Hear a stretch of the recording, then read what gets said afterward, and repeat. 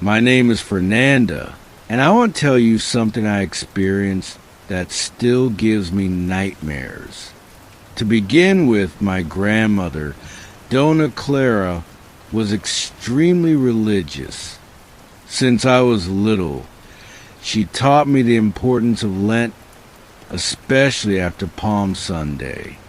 Holy Thursday is a day of vigil, she would say, and on Good Friday, no work or meat. In her house, Lent was sacred. Mirrors were covered with purple cloths. Parties were forbidden, according to her. During this time, anything bad could appear to tempt the unwary. At night, during storms, she would tell scary stories by candlelight. My cousins and I would freeze, holding our breath, waiting for the scare. Sleeping afterward was difficult. Mom would intervene, laughing surreptitiously.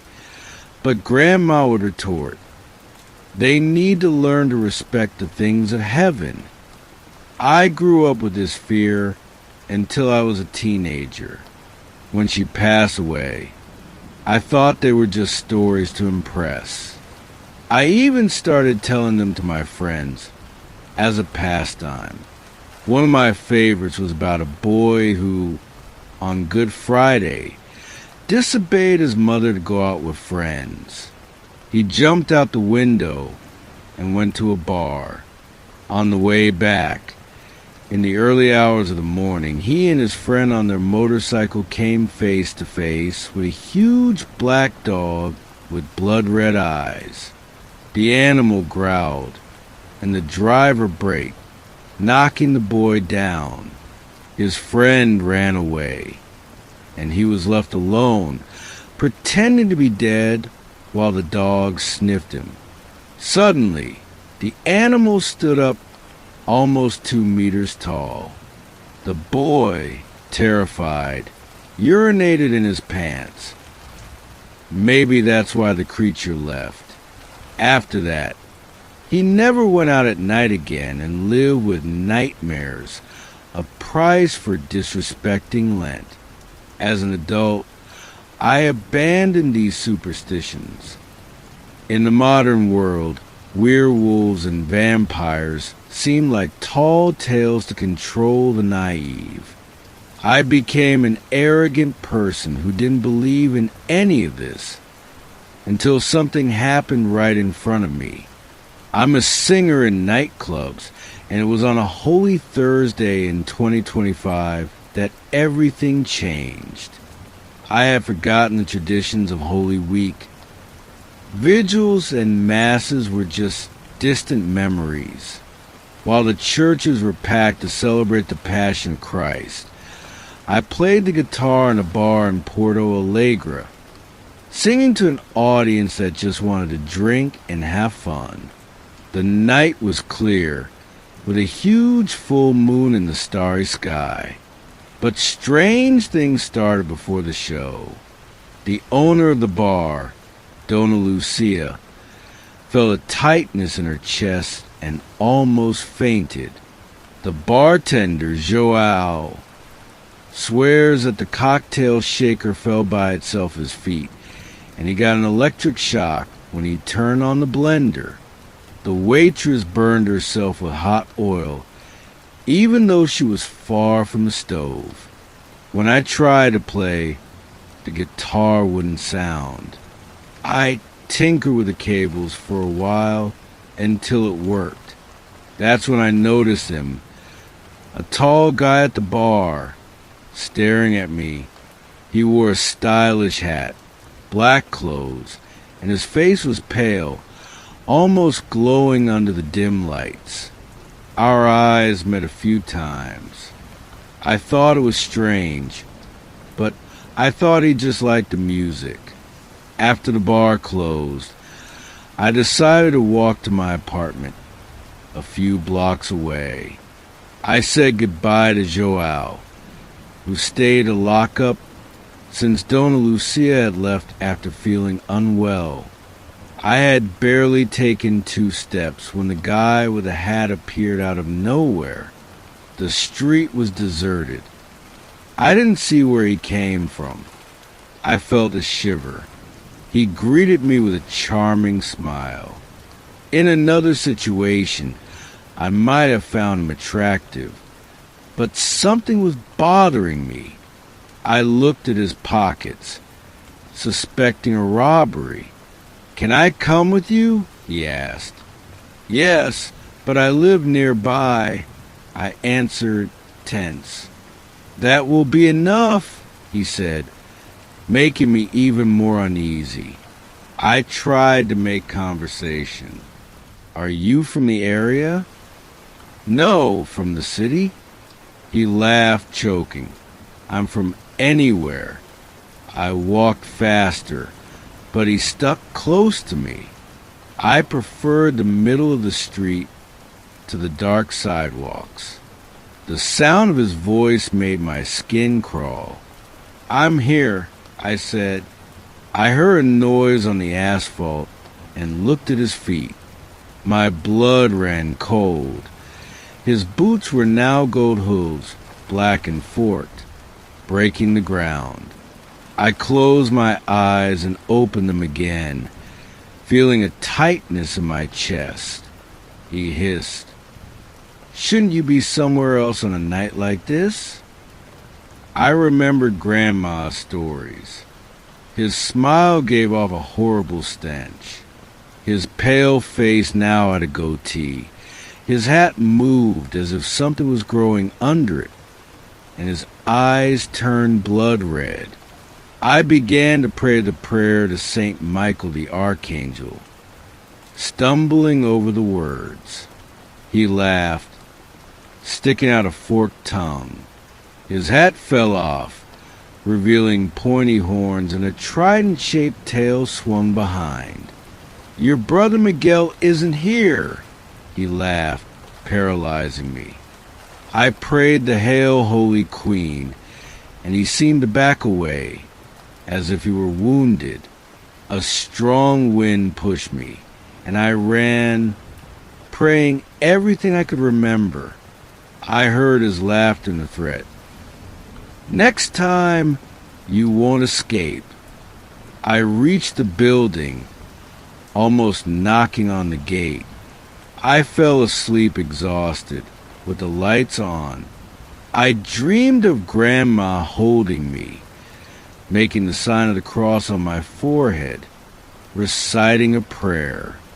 "This time I freed you," she said, "but next time remember, my stories are true. Ras." Since then, I have never disrespected Holy Week again. I don't know if you believe in the supernatural, but after that night, I do. At the beginning of last year, my wife and I were finally able to take a vacation together. Since we work a lot, it's not easy to align our calendars. But in 2023, we managed to combine 20 days of vacation with a carnival holiday and decided to spend that time at my father-in-law's farm in Cornelio Procopio, in the interior Parana. The property wasn't large, but it had a peaceful atmosphere, surrounded by nature. My father-in-law didn't live there, so he relied on a neighbor, Mr. 80s, to take care of the place. When we arrived, he welcomed us well, but before leaving, he said something curious. "It's not very good to stay here at this time of year." My wife and I aren't religious and didn't pay much attention to it. I thought it was just some country superstition. The first night, around 3 in the morning, I woke up to a rooster crowing. The sound was loud and strange. Roosters don't usually crow at this time. My wife heard it too, but we went back to sleep, thinking it was an unbalanced animal. The next morning, I went to Mr. 80's to ask about the rooster. To my surprise, he said that my father-in-law did not raise chickens or roosters on the farm. He also did not have any poultry, and none of the neighbors had a chicken coop. When I mentioned the early morning crowing, he smiled nervously and said, "When this rooster crows, ignore it, and whatever happens, don't leave the house." At the time, I thought it was just an attempt to scare us. 2 nights passed without any news, but on the 3rd night, at 3 in the morning, the rooster crowed again. This time, I tried to look out the window, but I saw nothing. The next night, irritated at having my sleep interrupted, I decided to solve the problem. I took my father-in-law's shotgun, opened the door, and walked to the gate, lighting the way with a flashlight. That was when I saw the animal. It was a large rooster with dark feathers, which looked more like a vulture. Without thinking, I aimed the shotgun and fired. I saw the feathers flying, and he fell through the gate. I thought it was strange that he hadn't fallen backwards, but I ignored it. I went home and told my wife that I had solved the problem. The next morning, I noticed that the crucifix in the hallway was upside down. I asked my wife if she had moved it, and she said no. I straightened the cross and went on with my day. Later, my wife asked what I had done with the rooster's body. When we returned to the gate, there was nothing there. The situation got even stranger when we came home that afternoon. In the middle of the living room, we found 2 lit candles surrounded by black feathers. Neither of us had lit candles. I turned everything off, gathered the feathers, and tried to forget about it. But that night, the crucifix turned over again by itself, and when my wife straightened it, it spun again, as if forced by something invisible. At exactly 3 in the morning, the rooster crowed again. What did that mean? I had killed him. I grabbed the flashlight and went out. My wife, frightened, came with me. At the gate, the rooster was there, standing in the same place. Without hesitation, I aimed the shotgun and fired, but the shot went right through it, as if there was nothing there. I tried again. The same thing happened. That's when the bird spread its wings and flew toward us. I felt a strong impact on my chest and fainted. When I woke up, my wife said she saw me fall, as if something invisible had hit me. We ran inside the house. The crucifix was upside down. There were candles lit in every room. The sound of wings beating around us, and I could see the rooster flying around inside the house. My wife couldn't see anything. She could only hear it. As soon as dawn broke, we packed up our things and left. The vacation that was supposed to last more than 3 weeks ended in a few days. Months later, we told my father-in-law everything. He laughed and said, "You shouldn't have gone there during Lent." That's when I understood. Lent is a sacred period for Christians, a time of penance and reflection. Talking to local people, I discovered the legend of the Lent rooster or midnight rooster. Some say it's a manifestation of the devil. Others say it's tormented souls taking the form of animals. I don't know what to believe. All I know is that I never went to farm again during Lent. Hi, my name is Mariana. What I'm going to tell you happened to me and my husband, Lucas, here in Patrocinio, in the interior of Minas Gerais, during Lent this year, 2025.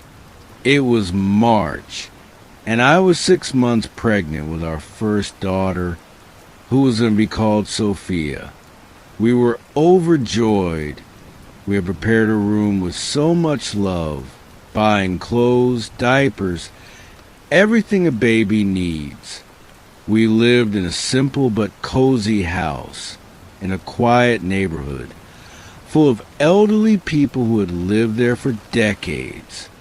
One of our neighbors was Dona Margarita, a woman in her 70s who lived alone in the house next door.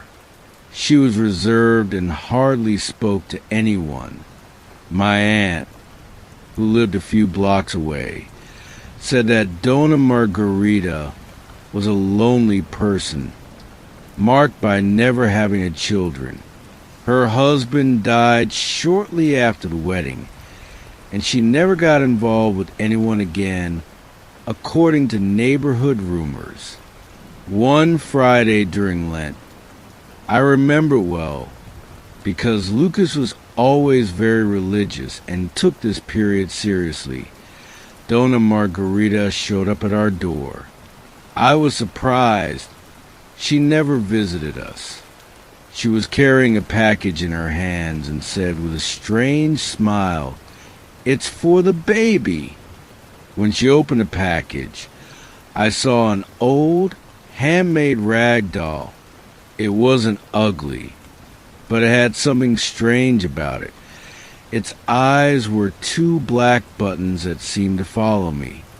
I thanked her out of politeness, but I didn't like the gift. Before leaving, she murmured, "It's the only thing I have left from when I wanted to be a mother." I put the doll on the dresser in Sophia's room and tried to forget about it. That same night, the noises started. At first, there were just cracking sounds, as if the floorboard were moving. Then, we heard soft footsteps in the house. "It's just the old wood," Lucas said, trying to calm me down. But since that doll arrived, something has changed. Lucas, who was a calm, devout man, began to change. He, who never drank and went to Mass with me every Sunday, started to miss the services, saying he was exhausted. Soon after, I discovered that he was secretly buying beer. He would come home from work and would drown himself in a bottle, irritated if I asked him why. One night, I woke up with a feeling that someone was watching me. I opened my eyes, and for a moment, I swear I saw the doll sitting on the edge of the bed, staring at me. I screamed and turned on the light, but there was nothing there. Lucas woke up, startled, and called me crazy. "It's the pregnancy making you nervous," he said, before turning over and going to sleep. The next morning, I went to Sophia's room, and the doll was no longer on the dresser. I looked all over the house and couldn't find it. I asked Lucas, but he denied it, irritated. "Why are you so obsessed with that doll?" That whole day I felt strange, as if something was out of place. That night, while I was washing the dishes, a strong pain went through my stomach. I thought it was just discomfort, but it soon became unbearable. I looked down and saw blood running down my legs. Lucas rushed me to the hospital. After hours of tests, the doctor gave us the news that broke my heart. I had lost Sophia. The worst part, there was no explanation. My pregnancy had been perfect until then, with no signs of problems. "Sometimes this happens," the doctor said in a helpless tone. We returned home devastated. I cried nonstop, and Sophia's little room, so full of hope, now seemed like a cruel void. 3 days later, the nightmare got worse. We started hearing a baby crying at night, always around 3 in the morning. It was soft, distant, as if it were coming from a hidden corner of the house. At first, I thought it was my mind, my grief playing tricks on me, but Lucas could hear it too. We looked everywhere and couldn't find anything. I told my aunt everything, and she immediately pointed the finger. "It was that Donna Margarita. She must be jealous of you for having what she never had." As absurd as it seemed, I began to wonder if she was right. The doll had disappeared, and soon after I lost my daughter, I became depressed. I could barely eat or get out of bed. Lucas drank more and more, and our marriage was falling apart. It was my aunt who insisted, "You need to pray, do a novena, fast until the end of Lent." Even without much faith, we followed her advice. Every night we prayed together. Lucas gave up drinking and went back to church with me. We fasted on Fridays, as Lenten tradition dictates. Little by little, the noises became less. The baby's cry became fainter until it disappeared. The house seemed lighter, as if a weight had been lifted off of us. One day, while I was cleaning out the closet in our bedroom, I found a rag doll. It was hidden in the back among old clothes. A chill ran down my spine. How had it gotten there? I showed it to Lucas, who turned pale. We decided to get rid of it altogether. We didn't throw it in the trash. Something told us that wouldn't be enough. We took the doll to a priest at our parish, who poured holy water over it and burned it.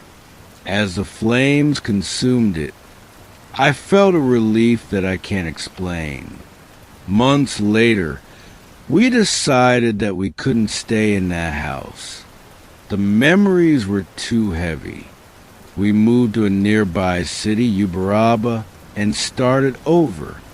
I never saw Donna Margarita again. My aunt said that she's still there, alone, in the same isolated house. Sometimes I wonder if she knew what she was doing when she gave us that doll. If it was evil, or if she was also a prisoner of something she didn't understand. Today, in October 2025, I'm pregnant again 2 months. It's still early, I know, but now I'm careful with everything that comes into our house. Every gift, every object. I'll leave you with a message. Not every gesture is what it seems. Behind a smile or a gift, there may be envy, resentment, or something worse. Don't ignore the signs. If something strange starts to happen, don't think it's just your imagination. Evil sometimes hides in the simplest things, like a rag doll. My name is Larissa. I'm 29 years old, and I've been living in Rio de Janeiro since I was 18. When I came here to go to college and ended up staying. I'm going to tell you something that happened to me at the beginning of this year, in 2025, and that completely changed the way I see certain traditions that I used to think were nonsense. For starters, I've never been religious. I didn't grow up going to church. I wasn't baptized, nothing like that. I've always lived without worrying about those things. But one passion I discovered here in Rio was carnival. I love the rehearsals, the parades, and especially the street blocks that take over the city. Last carnival, after 4 intense days of partying, my friends Camila and Julia and I were enjoying the last block party in Copacabana. It was incredible. When the block party ended, around 8 o'clock in the evening, we went to a bar on the waterfront to have some caipirinhas and end the marathon with a flourish. Sitting there, Camila started talking about Ash Wednesday and Lent. She said she was going to stop eating meat for the 40 days. Julia, the most religious of the group, said she would give up all sugar. When it was my turn, already on my 7 caipirinha and half full, I said, laughing, "I promise I won't touch alcohol during the entire Lent." Everyone burst out laughing. They knew I wasn't one for promises, much less keeping them. We toasted, and I didn't even take what I had said seriously. 2 weeks later, on an exhausting Friday in March, my boss scheduled a happy hour at a trendy bar in Ipanema to celebrate a completed project. Everyone from work went, and I, stressed, threw myself into drinking. I started with beer, moved on to mixed drinks, and before I knew it, I was completely drunk. I don't know how I got home. I just remember Mr. Marcos, one of the doormen in my building, helping me open the door and letting me sit on the couch. I woke up on Saturday with the worst hangover of my life. My head was pounding. My stomach felt like a blender running. I spent the day lying on the couch, watching TV shows and drinking water to try to feel better. Around 7 o'clock at night, I decided to take a shower to see if I felt less like a wreck. That's when it all started. While I was taking a shower, I heard footsteps in the hallway of the apartment. At first, I thought it was a neighbor upstairs. The walls in the building are thin. But then I heard a low laugh, almost mocking. I turned off the shower to listen better, and the sound stopped. "It's just the hangover," I thought, trying to convince myself. I finished the shower quickly and went to the bedroom to change. I was drying my hair, with my back to the closet with mirrored doors, when I saw something strange out corner of my eye. I looked in the mirror and froze. There was a dark silhouette behind me. I quickly turned around, but no one was there. I went back to the mirror, and then the worst happened. My reflection didn't move with me. I blinked, took a step to the side, and it just stood there, staring at me. My heart raced. Just as I was about to scream, my reflection smiled, a crooked, weird smile that wasn't mine. I ran out of the room, locked the living room door, and grabbed my cell phone with shaking hands. I called Julia, the calmest of my friends. "Julia, there's something really wrong here in my apartment," I said, trying not to sound crazy. She thought it was a hangover or that I had overdone it the night before, but when I told her everything, my voice crackled with fear. She took it seriously. "Don't worry, I'll call Raphael. He knows about these things," she said. Raphael was her friend, an accountant by profession, but also a medium and a regular at a spiritualist center. I had never met him, but Julia trusted him completely. In less than an hour, they were both in my apartment. I was on the couch, with all the lights on, terrified to go back to my room. As soon as Raphael came in, he became serious. "There's something here," he said, looking around. "I feel a heavy energy." He walked through the house and stopped at the door to my room. He didn't want to go in. "I can't handle this alone," he admitted, pale. "We need to go downtown in Botafogo. You have to talk to Mother Clara." I grabbed my bag, and we went to the Spiritist Center in Botafogo, about a 20-minute drive away. It was a simple place on a residential street. Despite it being a Saturday night, there were people there, probably for some special Lenten work. Raphael took us to a room in the back, where a woman of about 60, Mother Clara, was talking to someone. She looked at us and dismissed the person, as if she already knew it was serious. "This is Larissa. She has a big problem," Raphael said. Mother Clara stared at me for a few seconds, as if she could see right through me, and closed her eyes. Suddenly, her posture changed. Her shoulders slumped. Her voice became hoarse. "The girl made a promise and didn't keep it," she said, but it didn't sound like she was speaking.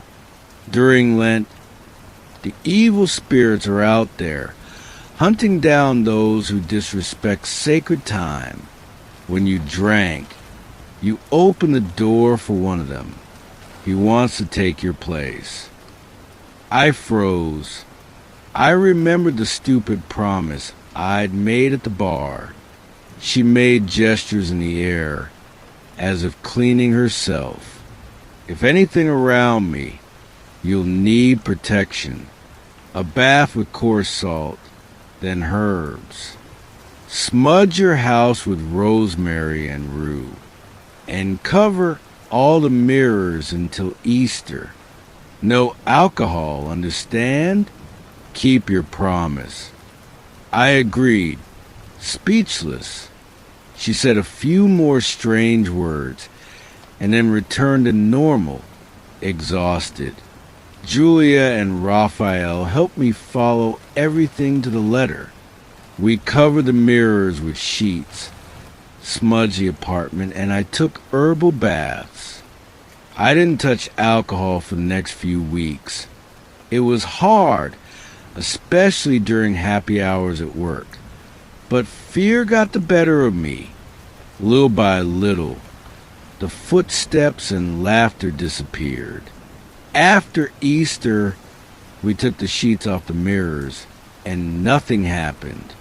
Today, in October 2025, I'm still not religious, but I respect Lent like never before. I don't know what would have happened if I hadn't asked for help, and I'd rather not even imagine. So, here's a warning. If you make a promise, even as a joke, think twice. You never know who might be listening. My name is Ana Clara, and I'm going to tell you a story about my older brother, Pedro, that happened in our house in Floriano, in the countryside of Piauí. It was March 2025, in the middle of Lent, and what we experienced left a mark on our family with a sadness that we still carry. Pedro was a cowboy, the kind who wakes up before the sun and only rests after it sets. We were raised in a very traditional Catholic family, the kind that follows every custom to the letter. During Lent, Pedro took everything very seriously. He fasted, prayed, and did everything our parents and grandmother, Dona Lucia, taught him. But he had a habit that he couldn't shake. He was always whistling. It was something natural to him, almost unconscious. At home, in the fields, on the road, there was Pedro with a melody in the air. Mom and Grandma always scolded him. "Boy, don't whistle during Lent. It invites bad things," Grandma would say seriously. He promised to stop, but minutes later, without realizing it, he would start again. That day, we had spent hours in the fields. It was almost night, around 6, when Pedro said he needed to go to town. I don't remember exactly why, but it was important enough for him to take our old motorcycle and head out on the dirt road. The last place we know he was at S.C.U. Manol's store. Apparently he bought some things and chatted for a while. When it was 10 at night and he hadn't come back, we started to get restless. Mom would stand at the door, looking at the road every 5 minutes. Dad tried to hide it, but he would pace back and forth on the porch. The night passed and nothing. As soon as the sun came up, we went out to look for him. It didn't take long for us to find Pedro. He was lying on the road, about 3 kilometers from home. The motorcycle was lying on its side, but there was no scratch to suggest an accident. What left an everlasting impression on me was how we found him. His eyes were wide open, staring at the sky, his face twisted in an expression of pure terror, as if he had seen something that scared him to death. We took the body home, and the police came. They performed an autopsy, but the report only said cardiac arrest. As if that would explain why a healthy 24-year-old man would die like that, out of nowhere. At the wake, Mr. Manol approached my grandfather and whispered, "I told him to stop whistling yesterday. When he left the store, I told him that Lent is not the time for that. He said it was by accident, that he didn't even notice." That stuck in my mind. At the seventh-day Mass, things got even stranger. We were all in the church, praying, when I looked at the back and saw someone who looked a lot like Pedro standing there. But something was wrong. It wasn't exactly him. I can't explain it, but it seemed different. I looked away for a second, and when I looked back, he was gone. After Mass, others said they had also seen a dark figure, similar to my brother, in the same place. A chill ran down my spine. 3 weeks later, Grandma was taking clothes off the clothesline at dusk when she started screaming. We ran to see what it was. She was pale and shaking. "I saw him," she said, crying. "I saw Pedro at the gate of the farm, but it wasn't him. He had black, empty eyes." I started praying the Lord's Prayer, and he came walking toward me. But he didn't walk normally. He seemed to float. Then he disappeared like smoke. That night, no one slept. We started lighting candles and praying rosaries every night, asking for peace for Pedro's soul. Dad called Father Joao to bless the house and the stretch of road where we found him. Over time, the apparitions decreased, but whenever anyone saw him, he had that strange appearance, black, empty eyes, as if he were no longer my brother. Things only stopped completely when Lent 2026 ended. It was as if he had served some kind of sentence. We haven't seen him since. But in our family, it became a rule. No one whistles during Lent, not even as a joke. I still think about what happened a lot. What did Pedro see on that road? Did the whistle call something it shouldn't have? Every time Lent comes around, I remember his face when we met him, that terror etched in his eyes. I don't think I'll ever forget it. Some traditions of the elders have a reason, and sometimes we only understand it when it's too late. Hello, friends. Happy Lent to all. My name doesn't matter. I prefer not to mention it. But I want to share an experience from my childhood that still gives me goosebumps. I grew up in a tiny town in the western part of Rio Grande do Sul, in the Missos region, a place so peaceful that everyone knew each other. Gossip spread faster than the wind, and the town was so small that it only had one municipal cemetery. My father worked as a gravedigger there for years. During that time, we lived in a simple wooden house attached to the cemetery wall. It had a porch in the front and a small yard in the back. From my bedroom window, I could see the crosses and tombstones among the trees. During the day, it wasn't scary. I even thought it was pretty, with the flowers on graves and the birds singing. But at night, everything changed. I was about 10 or 11 years old in 2025 when this happened. My family was very religious, especially my mother. She took Lent seriously, with strict rules about what she called the House of the Dead. My father couldn't bring his work clothes in. Not even his boots were allowed past the porch. She kept a bucket outside for him to leave everything in, and she washed these things separately, as if they could contaminate us. I thought it was overkill, and I didn't understand why she was so careful. During Lent, she was even more cautious. She would sprinkle coarse salt on the front and back doors and on the windowsills like an invisible barrier. Why the salt, Mom? I asked once. It's to protect the house, daughter. There are things that roam around during this time that shouldn't be allowed in, she said seriously. As a child, I imagined monsters prowling around, but I didn't question them too much. Even with these rituals, the nights of Lent were strange. They would start with noises, not the usual ones like wind or animals, but something different.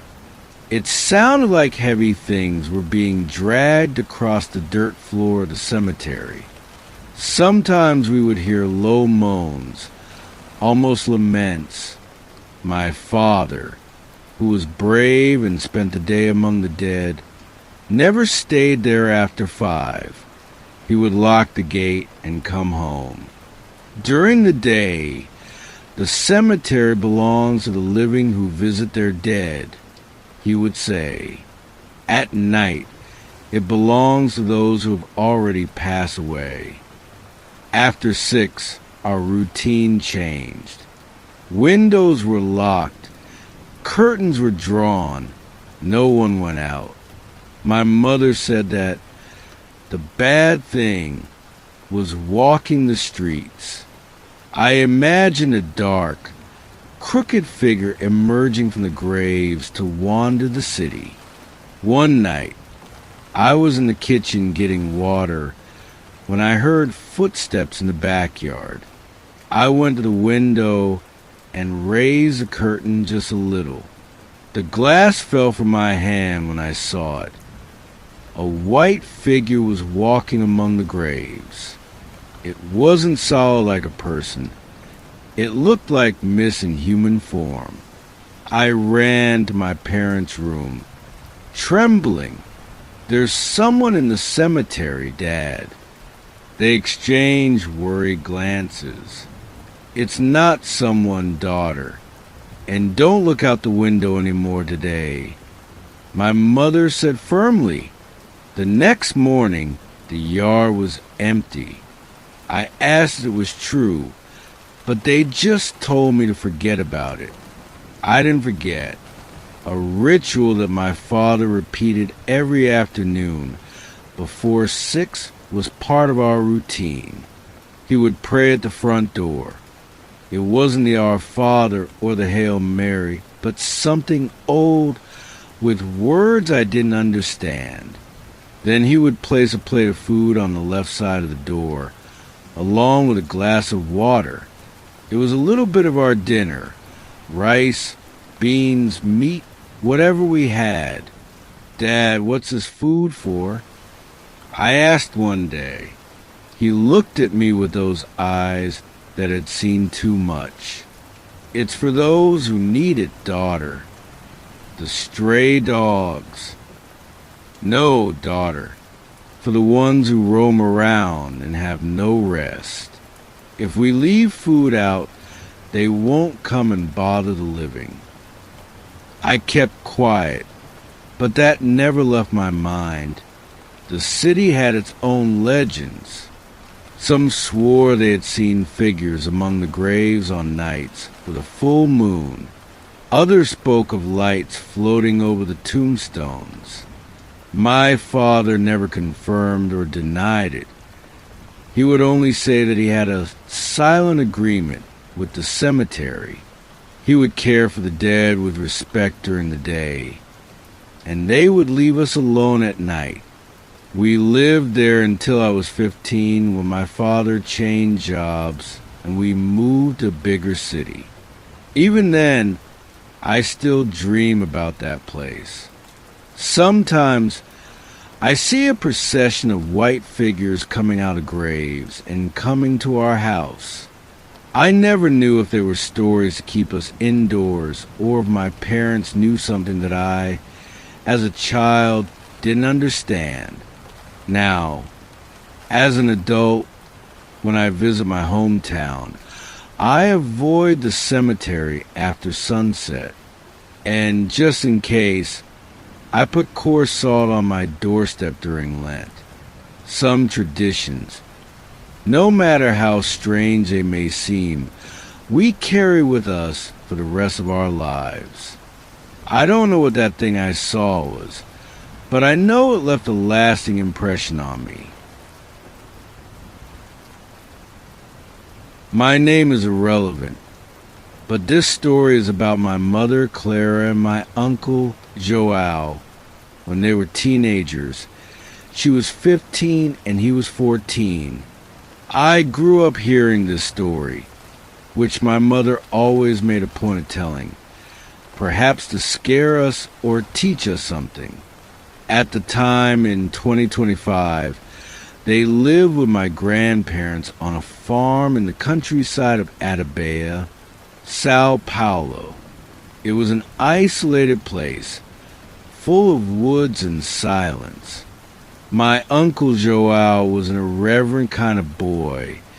He was always cursing and making fun of serious things, especially the supernatural. My grandparents and mother reprimanded him, but he ignored them, laughing at their warnings. That changed one night during Lent, a period that, according to local beliefs, is full of mysteries and dangers. One afternoon during Lent in 2025, my grandparents sent Clara and Joao to get a bag of salt from Aunt Lucia's house, about 3 kilometers from the farm. They went, got the salt, and stayed up chatting with their aunt until late. When they decided to go back, it was already dark. The path was a dirt road cut by a stream near the farm gate. On the way, Joao kept swearing. My mother, more cautious, warned, "Stop it, Joao. It's Lent. It's not good to be disrespectful." He laughed, mocking, "What nonsense, Clara. There's nothing there." She insisted, but he kept going, as if defying the air itself. When they went through the gate near the stream, they saw something strange. It was a thin, all-white creature that my mother never forgot. The front of its body was lower than the back, as if it was leaning on its elbows to walk. It had a dog-like snout, but ugly and crooked, long ears that flapped together, and it sniffed non-stop, a disturbing sound. Clara thought it might be a calf. My grandfather raised cattle, and said that to calm down. Joao, true to his style, replied, "No way, it's a werewolf." As soon as he spoke, the creature raised its head toward them. Its ears began to beat faster in a loud, frantic noise. It wasn't a calf. Panic took over. The two of them dropped the bag of salt and ran to the farm, screaming for help. My mother, in a moment of courage or madness, looked back. The creature was following behind, in the same strange posture, ears beating like drums. My grandparents' house was surrounded by thorny hedges to keep the pigs away. Joao, blind with fear, walked through the thorns without feeling the cuts. Clara, more lucid, opened the gate to the yard. They reached the door and pounded on it, begging to be let in. When they managed to do so, Joao was shaking so much that he could barely speak. Clara, out of breath, told him everything. My grandfather, S.C.U. Antonio, went to the window and peeked through a crack. "It's in the backyard," he said seriously. Clara had left the gate open in her rush. No one dared to go out. They remained silent, listening. After a few minutes, noises came from the chicken coop. No one dared to check. My grandfather, with the wisdom of someone who lived a life in the woods, confirmed it was a werewolf. No one slept well that night, and the bag of salt was lost on the road. The next day, my grandfather went to close the gate and saw strange marks on the ground, deep, as if something heavy had passed through. He didn't say much, just reiterated that Lent was not for joking around. What sticks with me about this story is something my mother always points out. The elders in the region said that werewolves could be two colors. The black ones were living, cursed people who transformed on certain nights. But the white ones, like that one, were worse. Dead werewolves, entities that continued their fate after death. My mother and uncle were never the same again. Joao stopped making fun of them, and Clara began to respect Len even more. Having heard this since I was a child, keep asking myself, does the curse persist even after death? This version of the white werewolf, different from the common stories of dark creatures, makes me think about what is out there, especially during Lent. My name is Josias, and I have lived for almost 40 years in a fishing village on the northern coast of Serra, near Paracuru. There are about 300 of us, most of whom have been fishing for generations. We have our traditions and customs. I was baptized in the Catholic Church, like almost everyone here, but I never attended Mass. Even so, I always respected my elders, especially when they talked about Lent. They would warn me, fishing is only allowed when the sun is shining, after dark, and on Good Friday, don't even think about casting your nets into the sea. Some laughed, thinking it was old-fashioned nonsense. I didn't. If the tradition has lasted so long, there must be a reason. This story is not mine, thank God, but it is a case that everyone in the village knows and talks about to this day. It happened in 2025, and I know it seems crazy. If I had met someone who lived through it, I would also doubt it. It was the beginning of Lent 2025. On a Thursday night, we were at Bodega do Su Norberto, the only bar in town, chatting and drinking cachaca after work. Among us was Valmir Gomez, a fisherman in his 40s, stubborn and talkative when he drank. After his sixth drink, he raised his voice. "You guys are a bunch of cowards. This business of not fishing at night during Lent is just lazy stuff." SCU Edmilson, a fisherman in his 70s who was respected by everyone, tried to calm him down. "Man, don't talk like that. These traditions have a reason. I've seen strange things at sea during Lent." But Valmir, a little unsteady, stood up. "I'm going to fish every day this week, day and night, including Good Friday. And when I come back with the boat full, I want to see your faces." We tried to dissuade him, Mr. Edmilson, me, even the owner of the store, but he wouldn't listen. We thought it was just drunken talk, that he would forget the next day. We were wrong. On Monday, Valmir went out fishing. When the sun began to set, instead of returning, he stayed at sea. We were worried, but the elders prevented any rescue. "If he wants to challenge the sea, let him face alone," said Mr. Edmilson. The next morning, he returned with a boat so full of fish that it almost sank. He passed through the village showing off his catch with an arrogant smile. "See? Where are the ghosts?" Tuesday and Wednesday were the same. He fished during the day, went out at night, and returned with the boat full.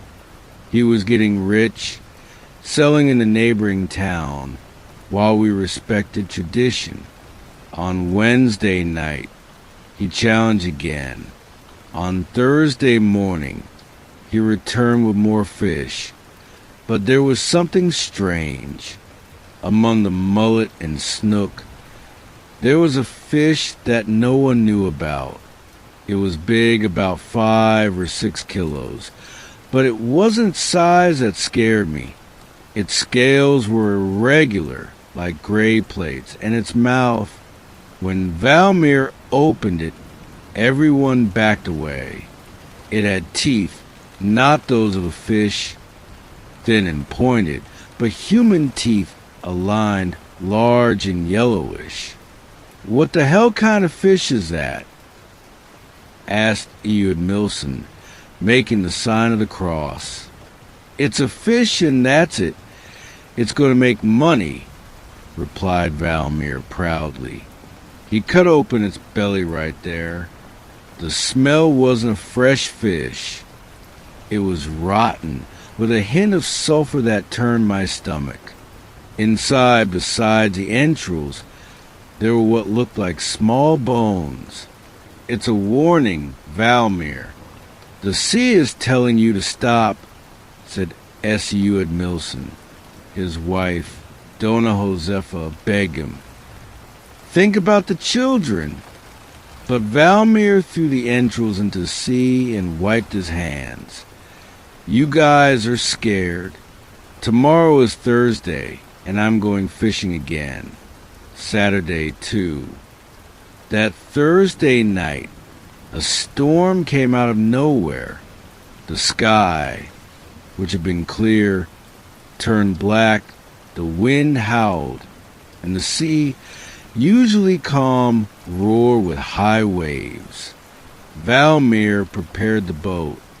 Dona Josefa cried. His 6 children grabbed his legs, but he laughed. It's just a little rain. He pushed the boat and disappeared into the darkness while we watched him from the beach. The next morning, the weather was clear, as if nothing had happened. We waited for Valmir, but he didn't come back. At noon, I and other fishermen went looking for him in 2 boats. Hours later, we found his empty, floating aimlessly. The nets, the gear, a half-empty bottle of water. Everything was there, except for Valmir. The Coast Guard searched for days, but nothing. Not a single piece of clothing. Dona Josefa was left with her 6 children, the youngest being 3 years old, supported by the village. No one knows what happened that night. The boat showed no signs of damage. The sea was calm again. It was as if Valmir had evaporated. But we fishermen know. He paid for challenging the sea during Lent, for ignoring the warnings of his elders. Since then, no one here fishes at night during that period, and on Good Friday, we don't even go near the beach. The strange fish? We threw it back into the sea, as SCU at Milson ordered. We've never seen another one like it again, and I hope we never will. Some rules exist for a reason, and the sea always demands its dues. Respect is our best protection.